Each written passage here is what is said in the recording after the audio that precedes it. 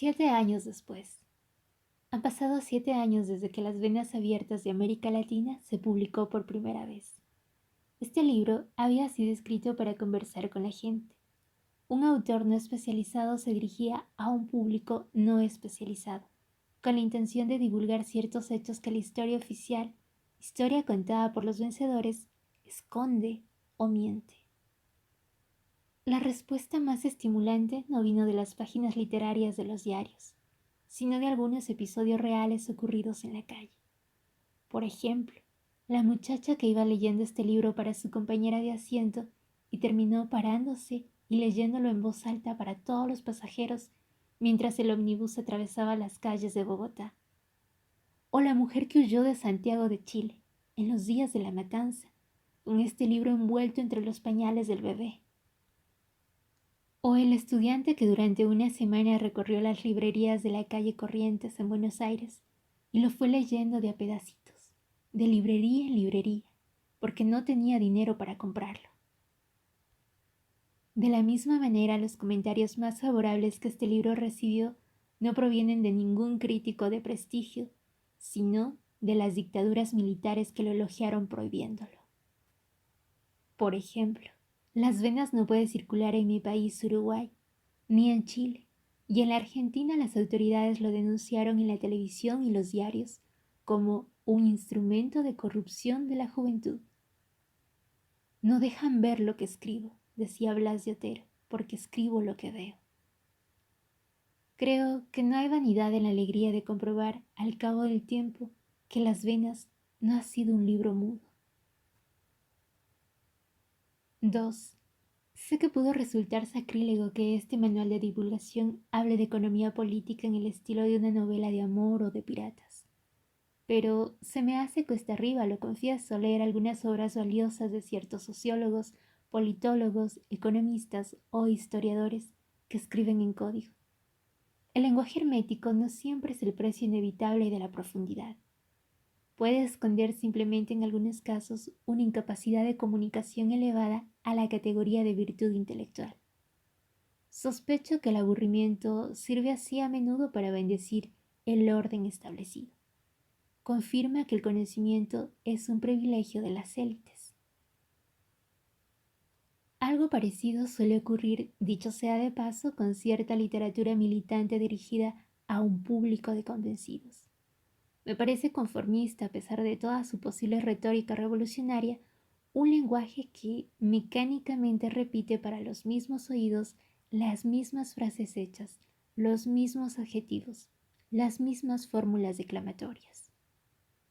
Quizás esa literatura de parroquia esté tan lejos de la revolución como la pornografía está lejos del erotismo.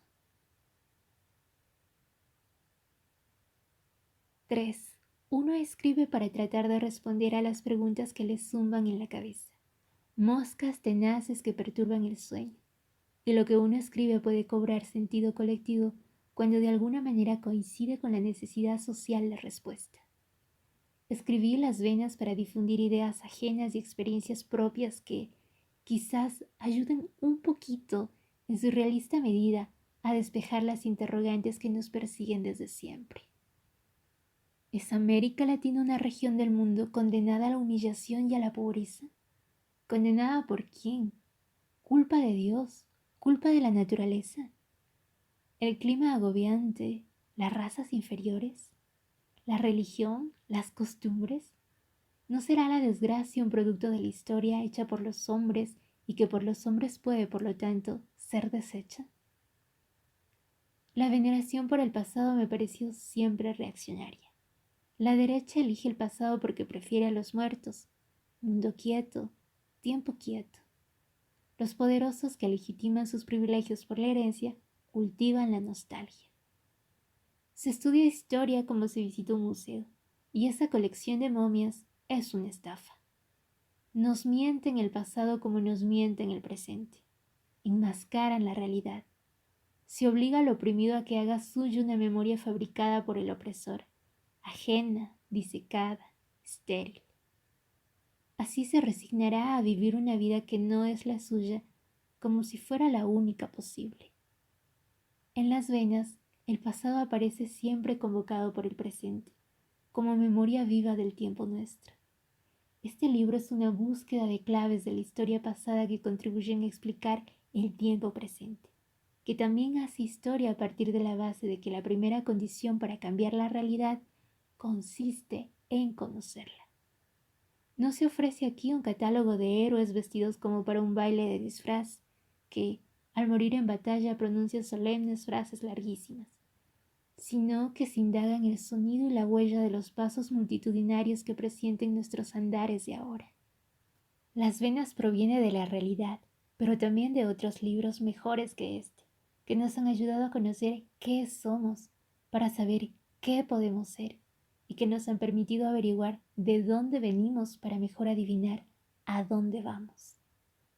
Esa realidad y esos libros muestran que el subdesarrollo latinoamericano es una consecuencia del desarrollo ajeno, que los latinoamericanos somos pobres porque es rico el suelo que pisamos, y que los lugares privilegiados por la naturaleza han sido malditos por la historia. En este mundo nuestro, mundo de centros poderosos y suburbios sometidos, no hay riqueza que no resulte por lo menos sospechosa. 4. En el tiempo transcurrido desde la primera edición de Las Venas, la historia no ha dejado de ser para nosotros una maestra cruel. El sistema ha multiplicado el hambre y el miedo. La riqueza continuó concentrándose y la pobreza difundiéndose. Así lo reconocen los documentos de los organismos internacionales especializados, cuyo aséptico lenguaje llama países en vías de desarrollo a nuestras oprimidas comarcas y denomina redistribución regresiva del ingreso al empobrecimiento implacable de la clase trabajadora. El engranaje internacional ha continuado funcionando. Los países al servicio de las mercancías, los hombres al servicio de las cosas. Con el paso del tiempo se van perfeccionando los métodos de exportación de las crisis. El capital monopolista alcanza su más alto grado de concentración y su dominio internacional de los mercados. Los créditos y las inversiones hacen posible el sistemático y creciente traslado de las contradicciones. Los suburbios pagan el precio de la prosperidad sin mayores sobresaltos de los centros. El mercado internacional continúa siendo una de las llaves maestras de esta operación. Allí ejercen su dictadura las corporaciones multinacionales. Multinacionales, como dice Suisi, porque operan en muchos países, pero bien nacionales, por cierto, en su prosperidad y control. La Organización Mundial de la Desigualdad no se altera por el hecho de que actualmente el Brasil exporte, por ejemplo, automóviles Volkswagen a otros países sudamericanos y a los lejanos mercados de África y el cercano Oriente.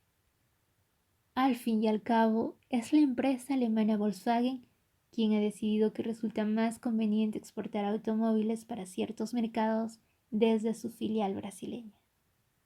Son brasileños los bajos costos de producción, los brazos baratos, y son alemanas las altas ganancias. Tampoco se rompe la camisa de fuerza por arte de magia cuando una materia prima consigue escapar a la maldición de los precios bajos. Este fue el caso del petróleo a partir de 1973. ¿Acaso no es el petróleo un negocio internacional? Son empresas árabes o latinoamericanas la Standard Oil de Nueva Jersey, ahora llamada Exxon, la Royal Dutch Shell o la Gulf. ¿Quién se lleva la parte de León? Ha resultado revelador por lo demás el escándalo desatado contra los países productores de petróleo que osaron defender su precio y fueron inmediatamente convertidos en los chivos emisarios de la inflación y la desocupación obrera en Europa y Estados Unidos. ¿Alguna vez consultaron a alguien en los países más desarrollados antes de aumentar el precio de cualquiera de sus productos? Desde hace 20 años el precio del petróleo caía y caía. Su cotización vil representó un gigantesco subsidio a los grandes centros industriales del mundo, cuyos productos, en cambio, resultaban cada vez más caros. En relación al incesante aumento de precio de los productos estadounidenses y europeos, La nueva cotización del petróleo no ha hecho más que devolverlo a sus niveles de 1952. El petróleo crudo simplemente recuperó el poder de compra que tenía 2 décadas atrás. 5. Uno de los episodios importantes ocurridos en estos 7 años fue la nacionalización del petróleo en Venezuela. La nacionalización no rompió la dependencia venezolana en materia de refinación y comercialización, pero abrió un nuevo espacio de autonomía. A poco de nacer la empresa estatal Petróleos de Venezuela, ya ocupaba el primer lugar entre las 500 empresas más importantes de América Latina. Empezó la exploración de nuevos mercados además de los tradicionales, y rápidamente Petroven obtuvo 50 nuevos clientes. Como siempre, sin embargo, cuando el Estado se hace dueño de la principal riqueza de un país, corresponde preguntarse, ¿quién es el dueño del Estado? La nacionalización de los recursos básicos no implica de por sí la redistribución del ingreso en beneficio de la mayoría, ni pone necesariamente en peligro el poder ni los privilegios de la minoría dominante. En Venezuela continúa funcionando intacta la economía del despilfarro. En su centro resplandece, iluminada por el gas neón, una clase social multimillonaria y derrochona. En 1976 las importaciones aumentaron un 25%, en buena medida para financiar artículos de lujo que inundan el mercado venezolano en catarata. Fetichismo de la mercancía como símbolo de poder, existencia humana reducida a relaciones de competencia y consumo. En medio del océano del subdesarrollo, la minoría privilegiada imita el modo de vida y las modas de los miembros más ricos de las más opulentas sociedades del mundo. En el estrépito de Caracas como en Nueva York, los bienes, entre comillas, naturales por excelencia, el aire, la luz, el silencio, se vuelven cada vez más caros y escasos. Juan Pablo Pérez Alfonso, patriarca del nacionalismo venezolano y profeta de la recuperación del petróleo, advierte, cuidado, se puede morir de indigestión, tanto como de hambre.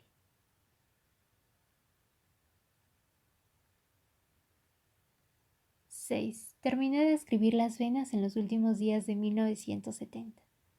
En los últimos días de 1977, Juan Velasco Alvarado murió en una mesa de operaciones. Su féretro fue llevado en hombros hasta el cementerio por la mayor multitud jamás vista en las calles de Lima.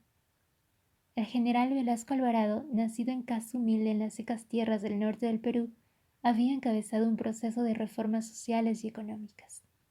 Fue la tentativa de cambio de mayor alcance y profundidad en la historia contemporánea de su país. A partir del levantamiento de 1968, el gobierno militar impulsó una reforma agraria de verdad y abrió cauce a la recuperación de los recursos naturales usurpados por el capital extranjero. Pero cuando Velasco Alvarado murió, se habían celebrado tiempos antes los funerales de la Revolución. El proceso creador tuvo vida fugaz. Terminó ahogado por el chantaje de los prestamistas y los mercaderes y por la fragilidad implícita en todo proyecto paternalista y sin base popular organizada. En vísperas de la Navidad del 77, mientras el corazón del general Velasco Alvarado latía por última vez en el Perú, en Bolivia, otro general, que en nada se le parece, daba un seco golpe de puño sobre el escritorio. El general Hugo Banzer, dictador de Bolivia, decía no a la amnistía de los presos, los exiliados y los obreros despedidos. 4 mujeres y 14 niños llegados a La Paz desde las minas de estaño iniciaron entonces una huelga de hambre. No es el momento, opinaron los entendidos. Ya les diremos cuándo. Ellas se sentaron en el piso. No estamos consultando, dijeron las mujeres. Estamos informando. La decisión está tomada. Allá en la mina, huelga de hambre siempre hay. No más nacer y ya empieza la huelga de hambre. Allá también nos hemos de morir. Más lento, pero también nos hemos de morir. El gobierno reaccionó castigando, amenazando, pero la huelga de hambre desató fuerzas contenidas durante mucho tiempo. Toda Bolivia se sacudió y mostró los dientes. 10 días después, no eran 4 mujeres y 14 niños. 1.400 trabajadores y estudiantes se habían alzado en huelga de hambre. La dictadura sintió que el suelo se abría bajo los pies y se arrancó la amnistía general. Así atravesaron la frontera entre 1977 y 1978 dos países de los Andes. Más al norte, en el Caribe, Panamá esperaba la prometida liquidación del estatuto colonial del canal al cabo de una espinosa negociación con el nuevo gobierno de Estados Unidos. Y en Cuba, el pueblo estaba de fiesta. La revolución socialista festejaba invicta sus primeros 19 años de vida. Pocos días después, en Nicaragua, la multitud se lanzó furiosa a las calles. El dictador Somoza, hijo del dictador Somoza, espiaba por el ojo de la cerradura. Varias empresas fueron incendiadas por la cólera popular. Una de ellas, llamada Plasmaféresis, estaba especializada en vampirismo. La empresa Plasmaféresis, arrasada por el fuego a principios del 78, era propiedad de exiliados cubanos y se dedicaba a vender sangre nicaragüense a los Estados Unidos. En el negocio de la sangre, como en todos los demás, los productores reciben apenas la propina. La empresa Hemo Caribbean, por ejemplo, paga a los haitianos $3 por cada litro que revende a 25 en el mercado norteamericano.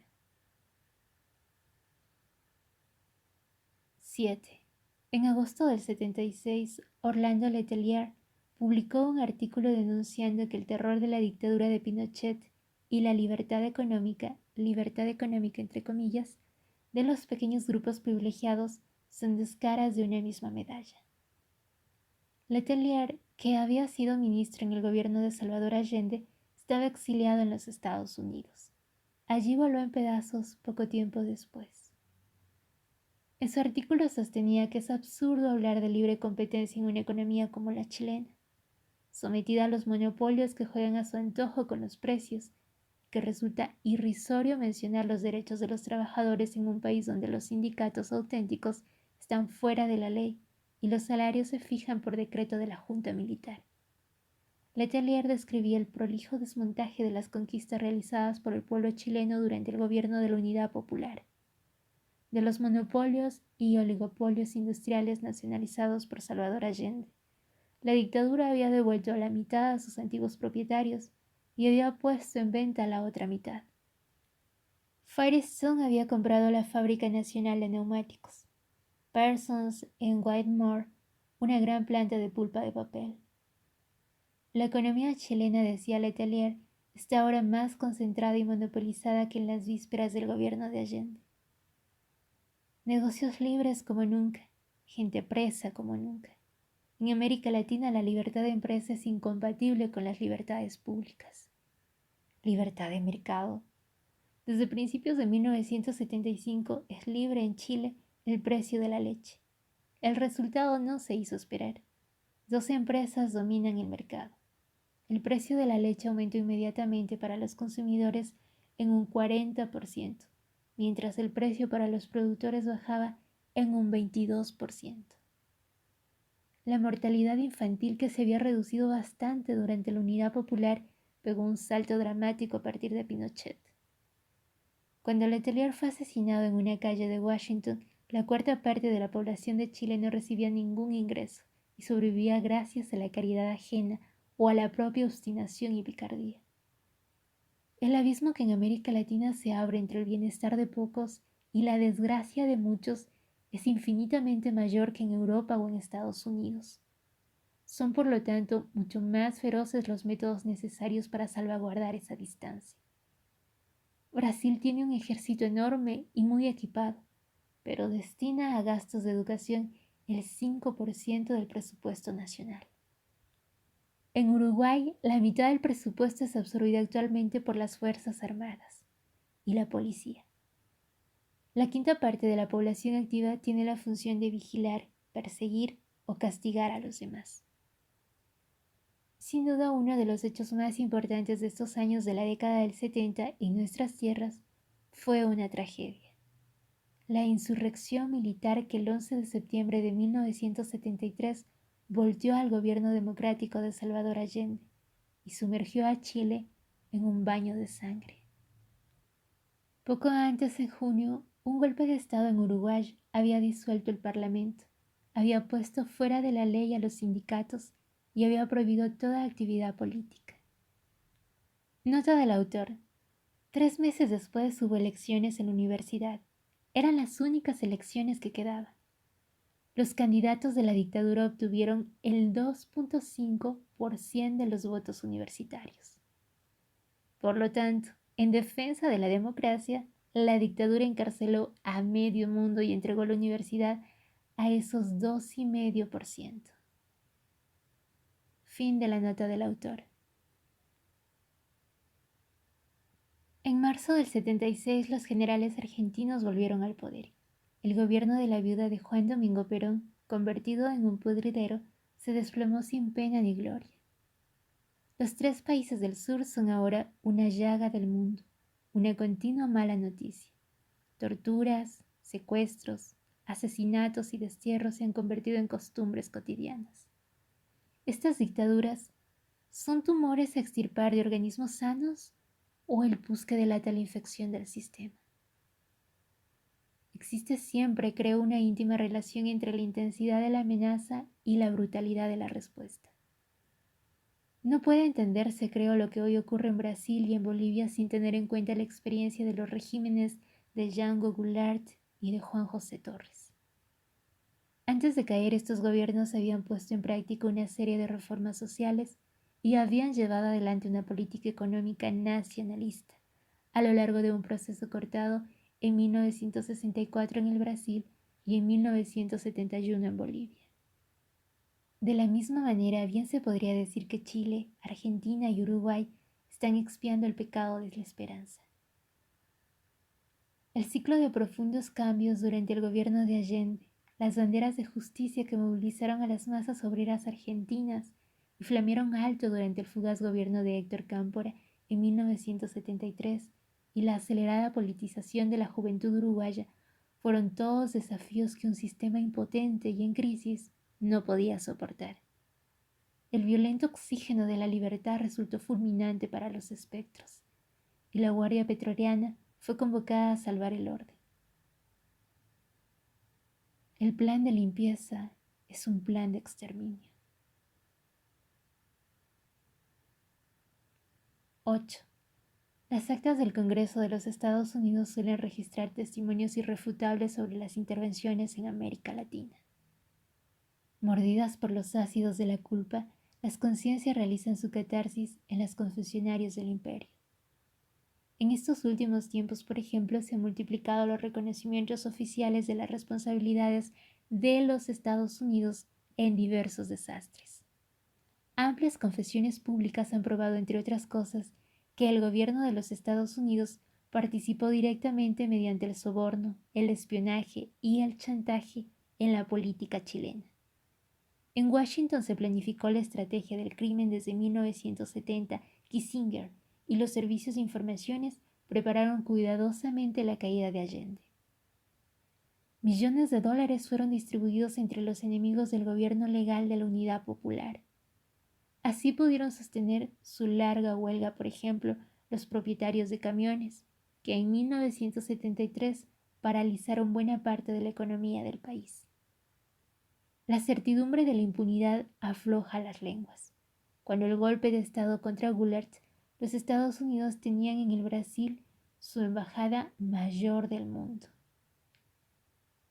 Lincoln Gordon, que era el embajador, reconoció 13 años más tarde ante un periodista que su gobierno financiaba desde tiempo atrás a las fuerzas que se oponían a las reformas. «¿Qué diablos?», dijo Gordon. «Eso era más o menos un hábito en aquel periodo. La CIA estaba acostumbrada a disponer de fondos políticos». Fin de la cita. En la misma entrevista, Gordon explicó que en los días del golpe del Pentágono emplazó un enorme portaaviones y 4 navíos tanques ante las costas brasileñas para el caso de que las fuerzas anti-Goulart pidieran nuestra ayuda. Fin de la cita. Esta ayuda, dijo, no sería apenas moral, daríamos apoyo logístico, abastecimientos, municiones, petróleo. Fin de la cita. Desde que el presidente Jimmy Carter inauguró la política de derechos humanos, se ha hecho habitual que los regímenes latinoamericanos impuestos gracias a la intervención norteamericana formulen encendidas declaraciones contra la intervención norteamericana en sus asuntos internos. El Congreso de los Estados Unidos resolvió en 1976 y 1977 suspender la ayuda económica y militar a varios países. La mayor parte de la ayuda externa de los Estados Unidos no pasa, sin embargo, por el filtro del Congreso. Así, a pesar de las declaraciones y las resoluciones y las protestas, el régimen del general Pinochet recibió durante 1976 $290 millones de ayuda directa de los Estados Unidos sin autorización parlamentaria. Al cumplir su primer año de vida, la dictadura argentina del general Videla había recibido $500 millones de bancos privados norteamericanos y 415 millones de dos instituciones, el Banco Mundial y el BID, donde los Estados Unidos tienen influencias decisivas. Los derechos especiales de giro de la Argentina en el Fondo Monetario Internacional, que eran de $64 millones en 1975, habían subido a 700 millones un par de años después. Parece saludable la preocupación del presidente Carter por la carnicería que están sufriendo algunos países latinoamericanos. Pero los actuales dictadores no son autodidactas. Han aprendido las técnicas de la represión y el arte de gobernar en los cursos del Pentágono en Estados Unidos y en la zona del Canal de Panamá. Esos cursos continúan hoy en día y, que se sepa, no han variado en un ápice su contenido. Los militares latinoamericanos que hoy constituyen piedra de escándalo para los Estados Unidos han sido buenos alumnos. Hace unos cuantos años, cuando era secretario de Defensa, el actual presidente del Banco Mundial, Robert McNamara, lo dijo con todas sus letras. Dijo: ellos son los nuevos líderes. No necesito explayarme sobre el valor de tener en posiciones de liderazgo a hombres que previamente han conocido de cerca cómo pensamos y hacemos las cosas los americanos. Hacernos amigos de esos hombres no tiene precio. Fin de la cita. ¿Quiénes hicieron al paralítico pueden ofrecernos las sillas de ruedas?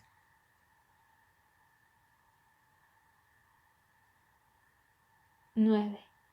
Los obispos de Francia hablan de otro tipo de responsabilidad, una responsabilidad más profunda, menos visible. Dicen: nosotros, que pertenecemos a las naciones que pretenden ser las más avanzadas del mundo, formamos parte de los que se benefician de la explotación de los países en vías de desarrollo. No vemos los sufrimientos que ellos provocan en la carne y en el espíritu de pueblos enteros. Nosotros contribuimos a reforzar la división del mundo actual, en el que sobresale la dominación de los pobres por los ricos, de los débiles por los poderosos.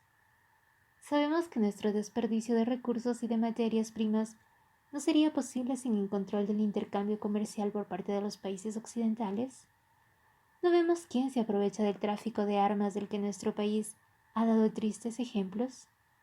¿Comprendemos acaso que la militarización de los regímenes de los países pobres es una de las consecuencias de la dominación económica y cultural ejercidas por los países industrializados, en los que la vida se rige por el afán de ganancias y los poderes del dinero? Fin de la cita. Declaración de Lourdes, octubre de 1976. Dictadores, torturadores, inquisidores. El terror tiene funcionarios, como el correo o los bancos, y se aplica porque resulta necesario. No se trata de una conspiración de perversos. El general Pinochet puede parecer un personaje de la pintura negra de Goya, un banquete para psicoanalistas o el heredero de una truculenta tradición de las repúblicas bananeras. Pero los rasgos clínicos o folclóricos de tal o cual dictador que sirven para condimentar la historia no son la historia. ¿Quién se atrevería a sostener hoy día que la Primera Guerra Mundial estalló a causa de los complejos del Kaiser Guillermo, que tenía un brazo más corto que el otro? Bertolt Brecht, a fines de 1940, en su diario de trabajo, había escrito lo siguiente: En los países democráticos no se revela el carácter de violencia que tiene la economía. En los países autoritarios ocurre lo mismo con el carácter económico de la violencia. Fin de la cita. En los países del sur de América Latina, los centuriones han ocupado el poder en función de una necesidad del sistema, y el terrorismo de Estado se pone en funcionamiento cuando las clases dominantes ya no pueden realizar sus negocios por otros medios. En nuestros países no existiría la tortura si no fuera eficaz, y la democracia formal tendría continuidad si se pudiera garantizar que no escapara al control de los dueños del poder. En tiempos difíciles, la democracia se vuelve un crimen contra la seguridad nacional, o sea, contra la seguridad de los privilegios internos y las inversiones extranjeras.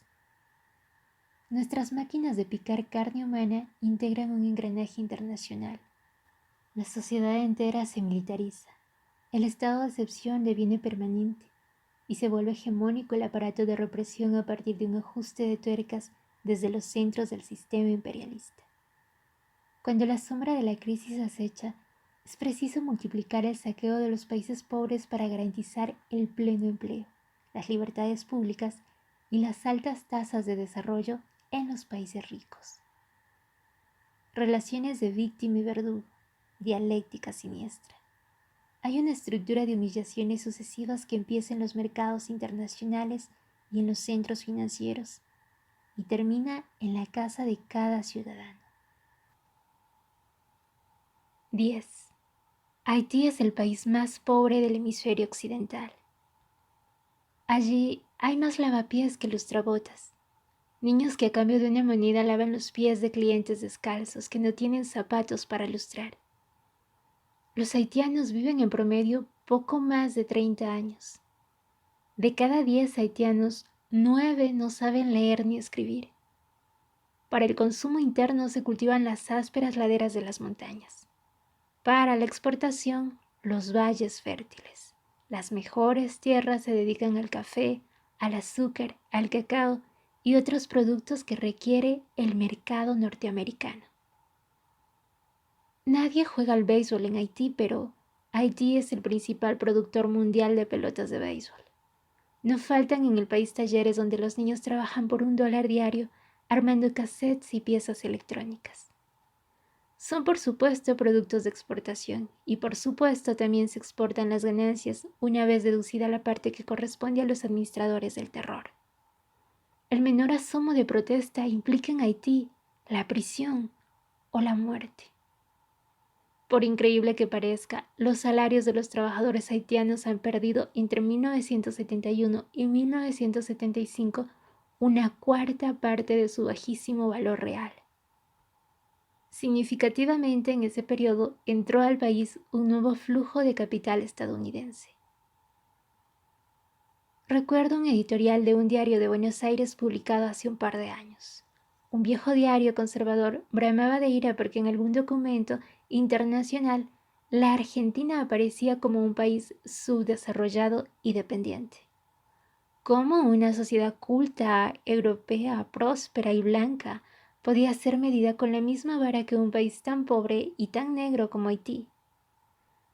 Sin duda las diferencias son enormes, aunque poco tienen que ver con las categorías de análisis de la arrogante oligarquía de Buenos Aires.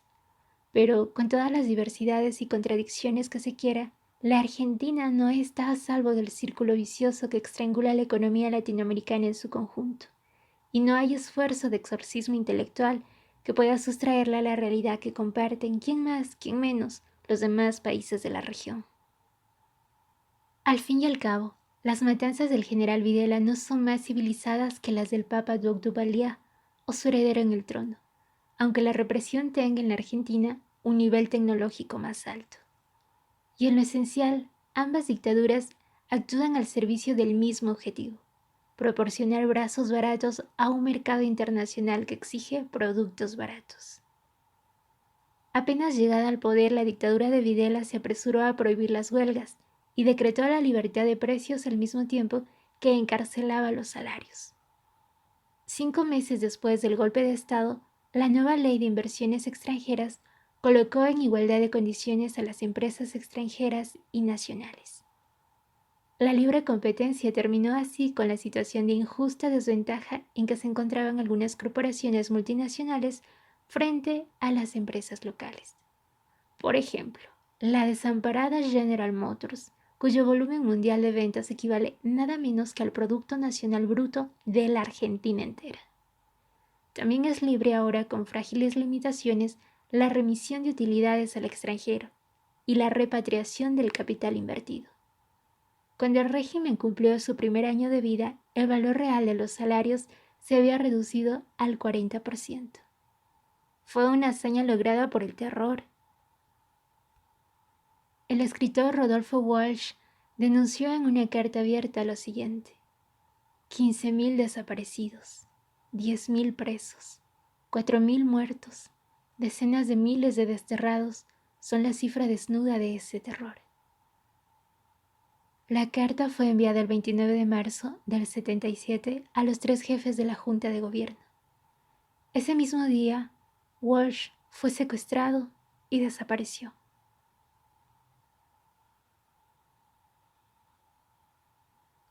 11. Fuentes insospechables confirman que una ínfima parte de las 9 inversiones extranjeras directas en América Latina proviene realmente del país de origen. Según una investigación publicada por el Departamento de Comercio de los Estados Unidos, apenas un 12% de los fondos vienen de la matriz estadounidense. Un 22% corresponde a ganancias obtenidas en América Latina. Y el 66% restante sale de las fuentes de crédito interno y, sobre todo, del crédito internacional. La proporción es semejante para las inversiones de origen europeo o japonés, y hay que tener en cuenta que a menudo ese 12% de inversión que viene de las casas matrices no es más que el resultado del traspaso de maquinarias ya utilizadas o que simplemente refleja la cotización arbitraria que las empresas imponen a su know-how industrial, a las patentes o a las marcas. Las corporaciones multinacionales pues no solo usurpan el crédito interno de los países donde operan, a cambio de soporte de capital bastante discutible, sino que además les multiplican la deuda externa.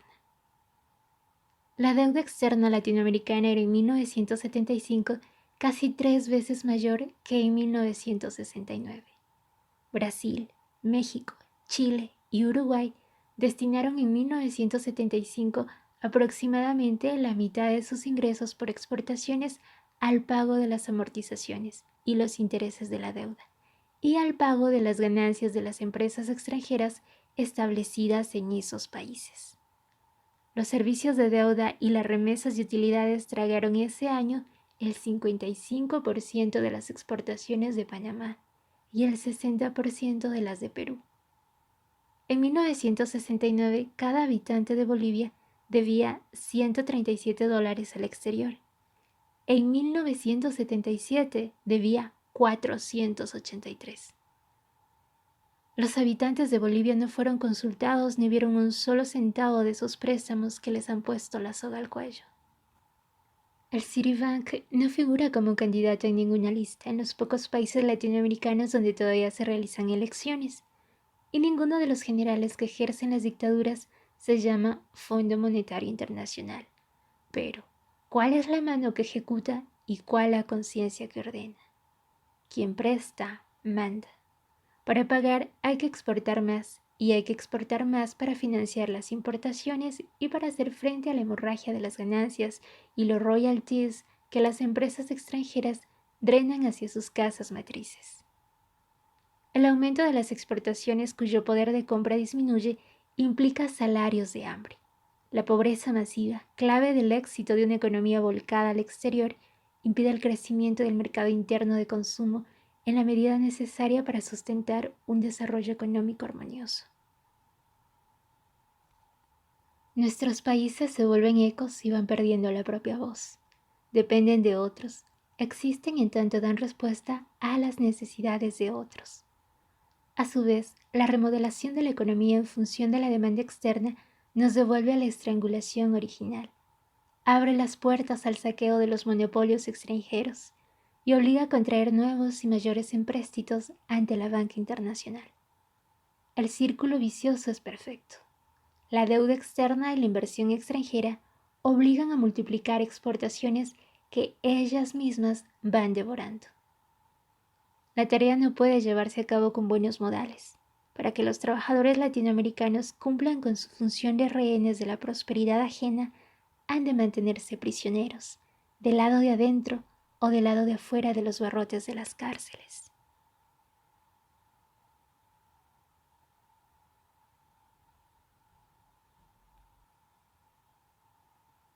(12) La explotación salvaje de la mano de obra no es incompatible con la tecnología intensiva. Nunca lo fue en nuestras tierras, por ejemplo. Las legiones de obreros bolivianos que dejaron los pulmones en las minas de Oruro en los tiempos de Simón Patiño trabajaban en régimen de esclavitud asalariada, pero con maquinaria muy moderna. El barón del estaño supo combinar los más altos niveles de la tecnología de su época con los niveles más bajos de salarios. Además, en nuestros días, la importación de la tecnología de las economías más adelantadas coincide con el proceso de expropiación de las empresas industriales de capital local por parte de las todopoderosas corporaciones multinacionales. El movimiento de centralización de capital se cumple a través de una quema despiadada de los niveles empresariales obsoletos, que no por azar son justamente los de propiedad nacional. La desnacionalización acelerada de la industria latinoamericana trae consigo una creciente dependencia tecnológica. La tecnología, decisiva clave de poder, está monopolizada en el mundo capitalista por los centros metropolitanos. La tecnología viene de segunda mano, pero esos centros cobran las copias como si fueran originales. En 1970, México pagó el doble que en 1968 por la importación de tecnología extranjera.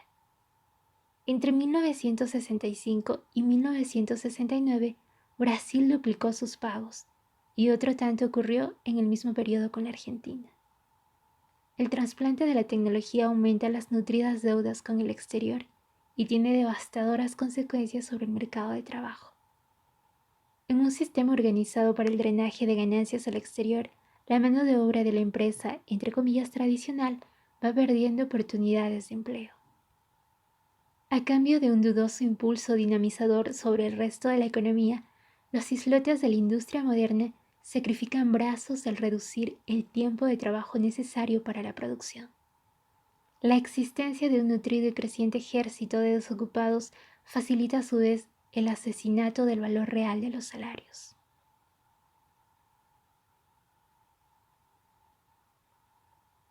(13) Hasta los documentos de la CEPAL hablan ahora de una redivisión internacional del trabajo. De aquí a unos años aventura la esperanza de los técnicos, quizás América Latina exporte manufacturas en la misma medida en que hoy vende al exterior materias primas y alimentos.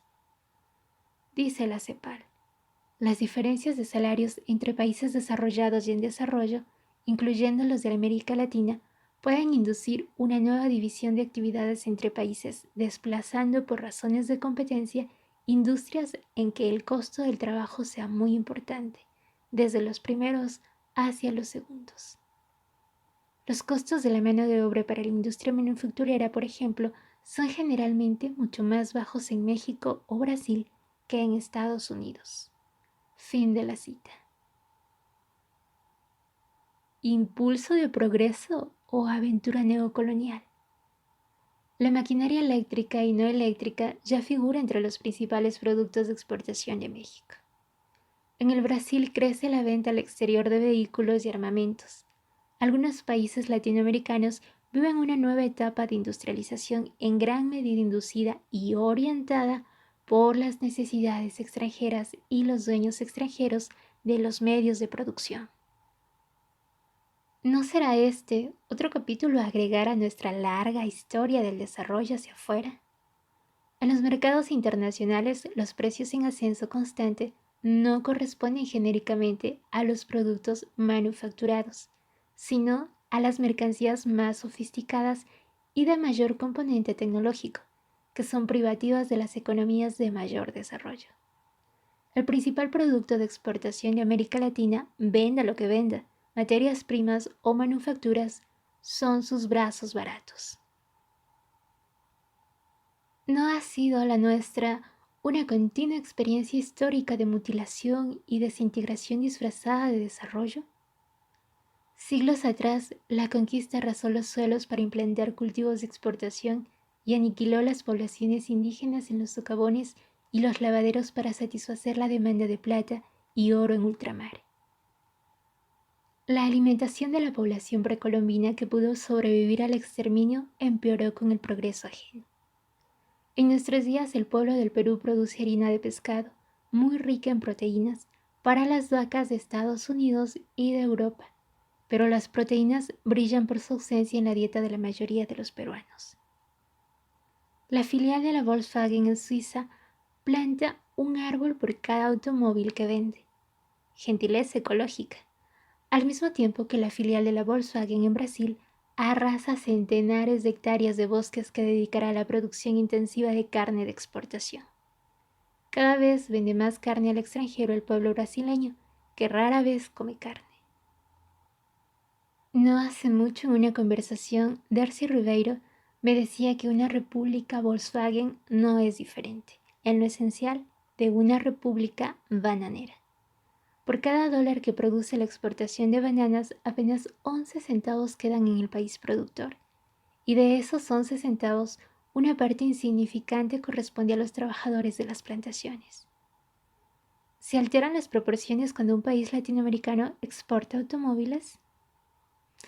Ya los barcos negreros no cruzan el océano. Ahora los traficantes de esclavos operan desde el Ministerio de Trabajo. Salarios africanos, precios europeos. ¿Qué son los golpes de Estado en América Latina sino sucesivos episodios de una guerra de rapiña? De inmediato, las flamantes dictaduras invitan a las empresas extranjeras a explotar la mano de obra local, barata y abundante. El crédito ilimitado, las exoneraciones de impuestos y los recursos naturales al alcance de la mano.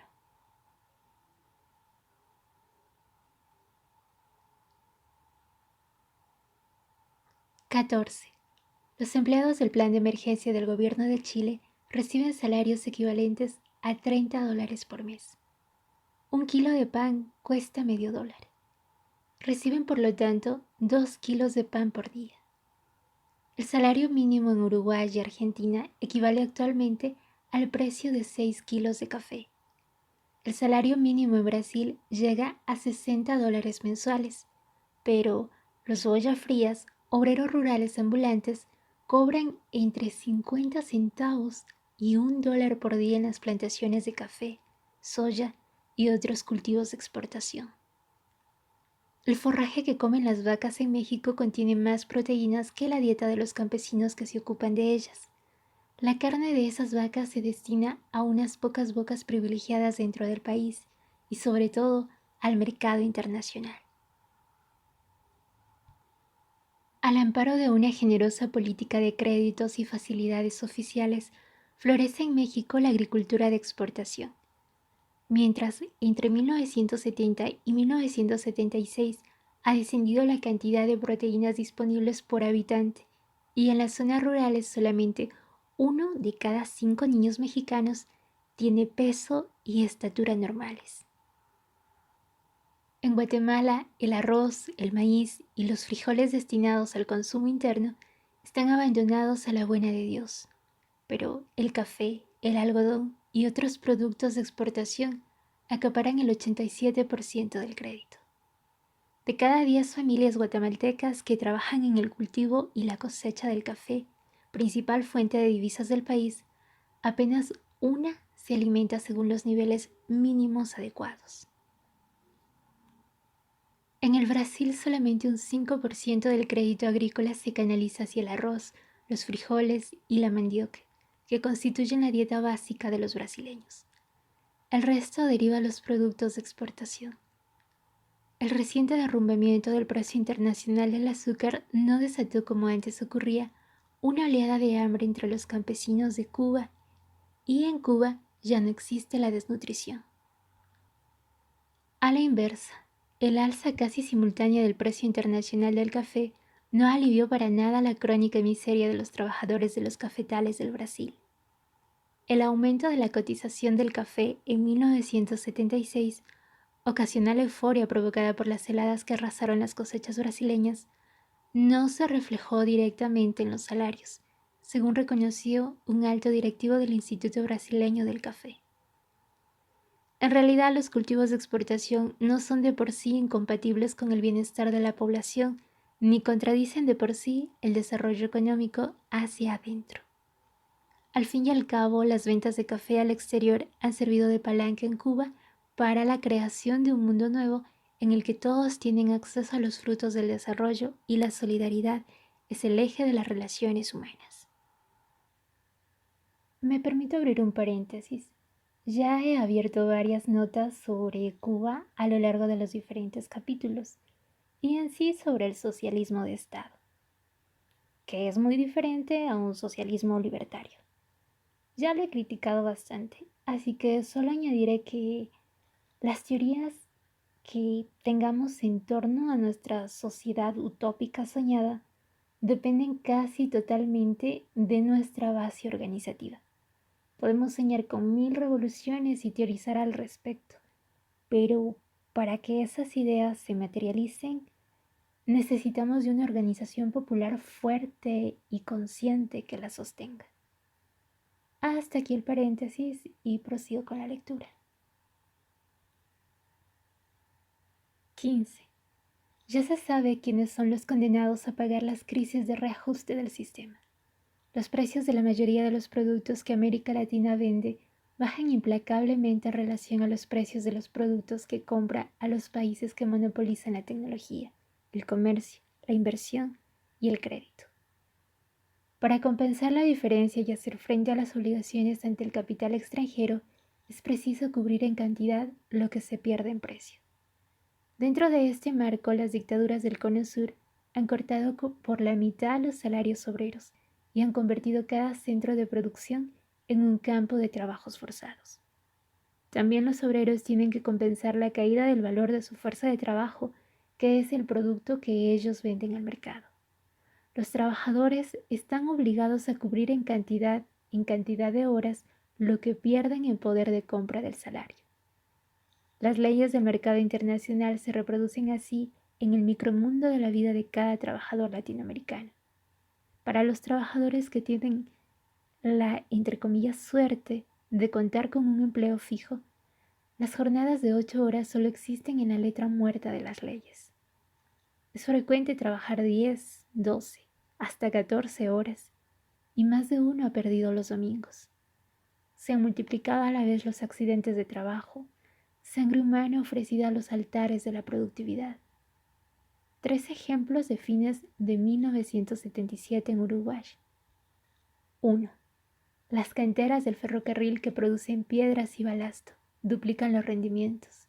A principios de la primavera, 15 obreros mueren en una explosión de gelinita. 2. Colas de desocupados ante una fábrica de cohetes artificiales. Varios niños en la producción. Se baten récords. El 20 de diciembre, un estallido. 5 trabajadores muertos y decenas de heridos.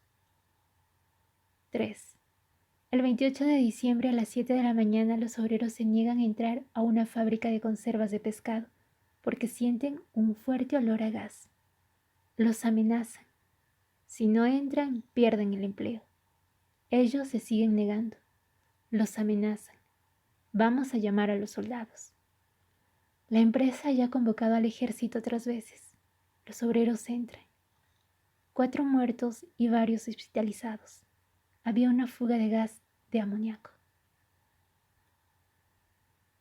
Mientras tanto, la dictadura proclama con orgullo: los uruguayos pueden comprar más barato que nunca whisky escocés, mermelada inglesa, jamón de Dinamarca, vino francés, atún español y trajes de Taiwán.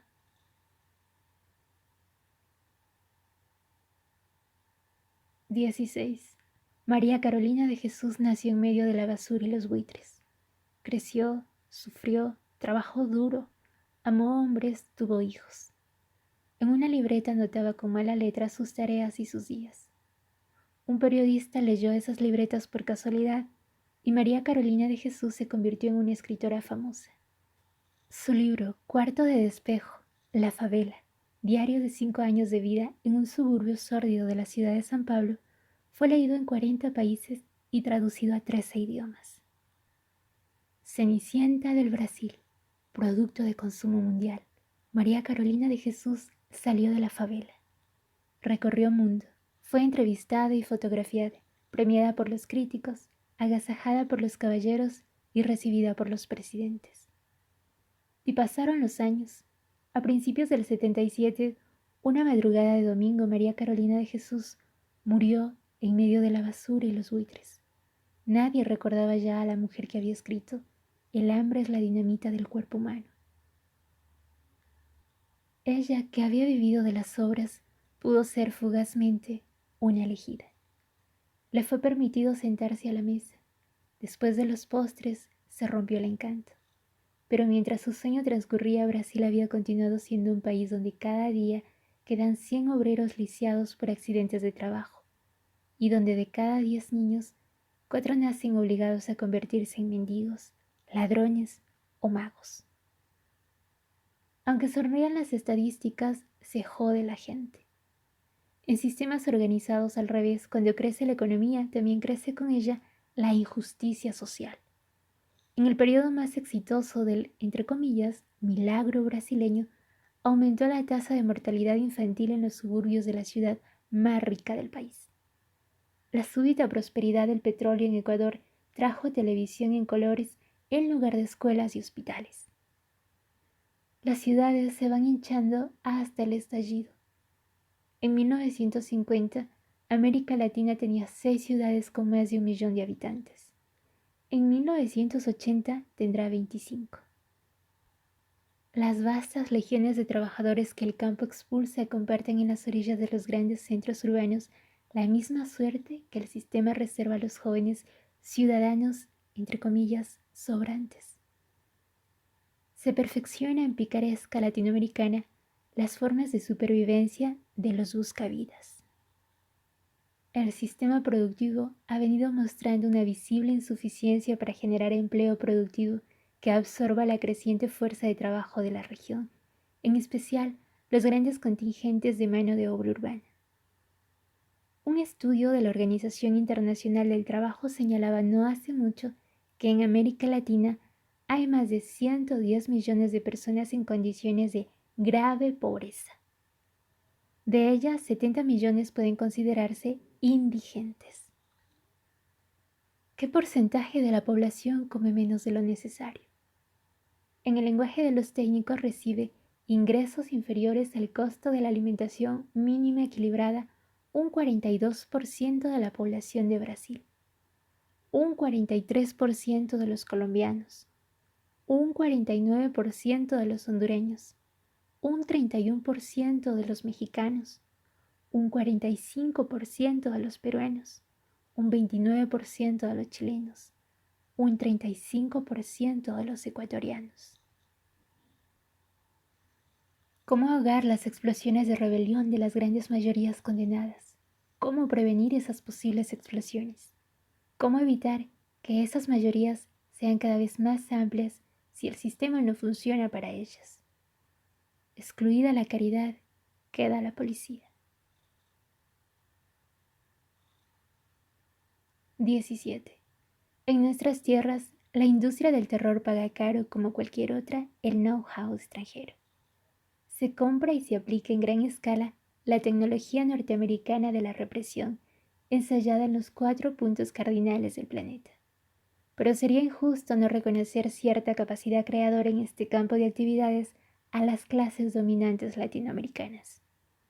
Nuestras burguesías no fueron capaces de un desarrollo económico independiente y sus tentativas de creación de una industria nacional tuvieron vuelo de gallina, vuelo corto y bajito. A lo largo de nuestro proceso histórico, los dueños del poder han dado también sobradas pruebas de su falta de imaginación política y de su esterilidad cultural. En cambio, han sabido montar una gigantesca maquinaria del miedo, y han hecho aportes propios a la técnica del exterminio de las personas y las ideas. Es reveladora en este sentido la experiencia reciente de los países del Río de la Plata. La tarea de desinfección nos llevará mucho tiempo. Así advirtieron de entrada los militares argentinos.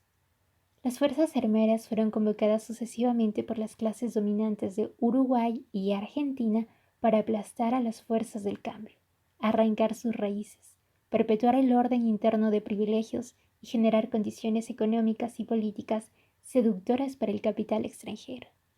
Tierra arrasada, país en orden, trabajadores mansos y baratos. No hay nada más ordenado que un cementerio. La población se convirtió de inmediato en el enemigo interior.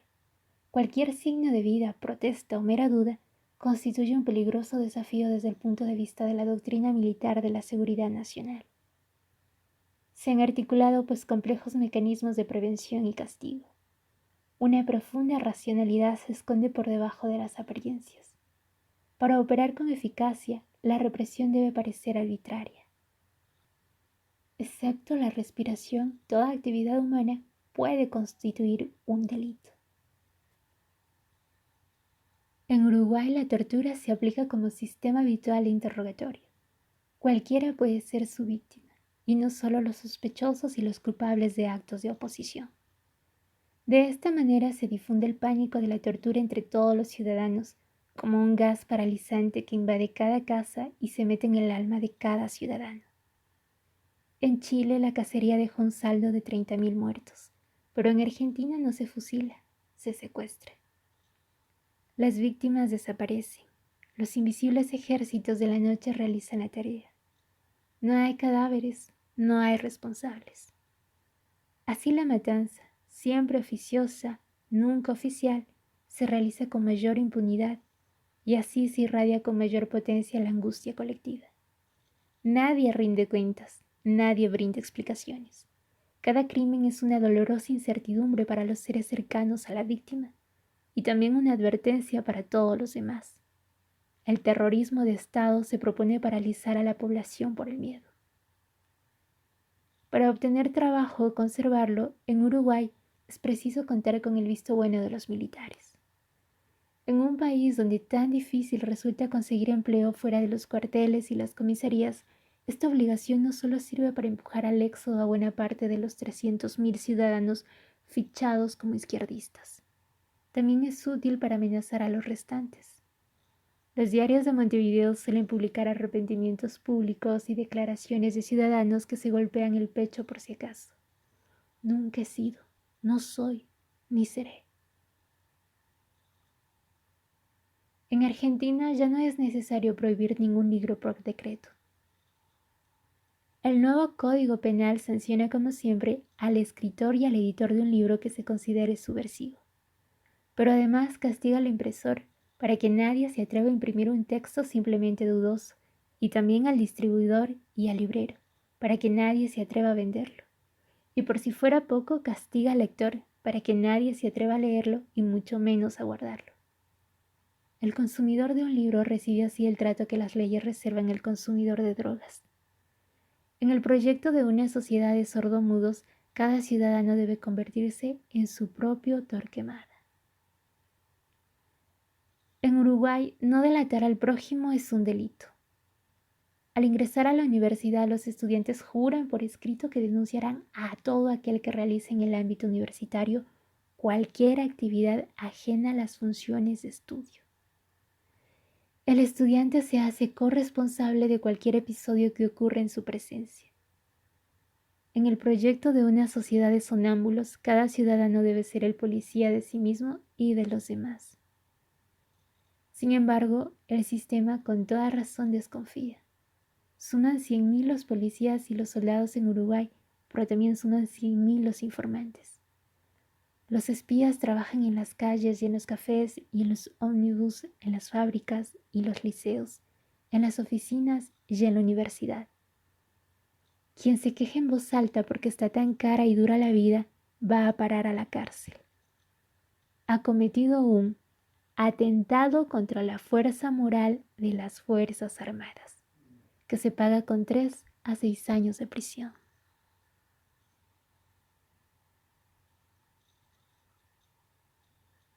18. En el referéndum de enero del 78, el voto por sí a la dictadura de Pinochet se marcó con una cruz bajo la bandera de Chile. El voto por no, en cambio, se marcó bajo un rectángulo negro. El sistema quiere confundirse con el país. El sistema es el país, dice la propaganda oficial, que día y noche bombardea a los ciudadanos. El enemigo del sistema es un traidor a la patria. La capacidad de indignación contra la injusticia y la voluntad de cambio constituyen las pruebas de la deserción. En muchos países de América Latina, quien no está desterrado más allá de las fronteras, vive el exilio en la propia tierra.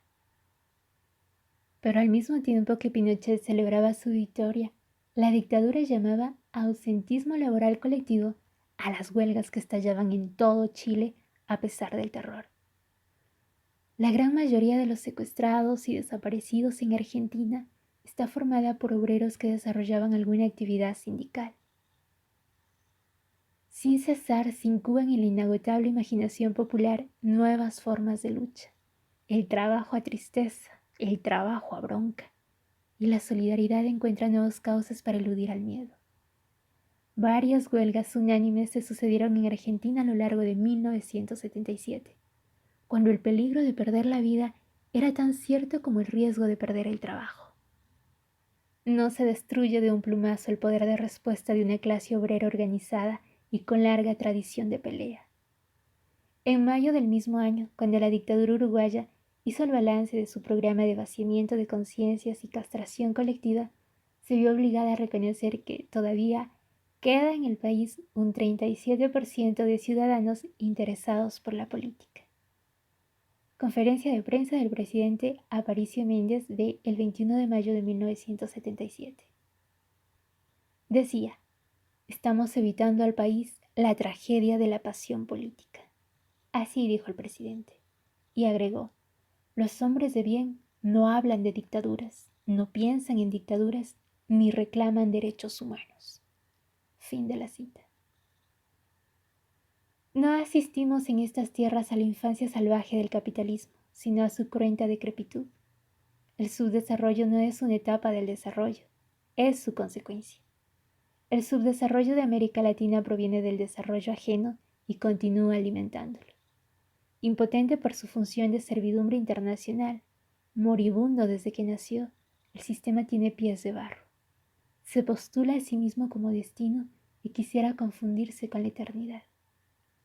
Toda memoria es subversiva porque es diferente, y también todo proyecto de futuro. Se obliga al zombi a comer sin sal. La sal peligrosa podría despertarlo. El sistema encuentra su paradigma en la inmutable sociedad de las hormigas. Por eso se lleva mal con la historia de los hombres, por lo mucho que cambia, y porque en la historia de los hombres cada acto de destrucción encuentra su respuesta, tarde o temprano, en un acto de creación. Eduardo Galeano, Calella, Barcelona, abril de 1978.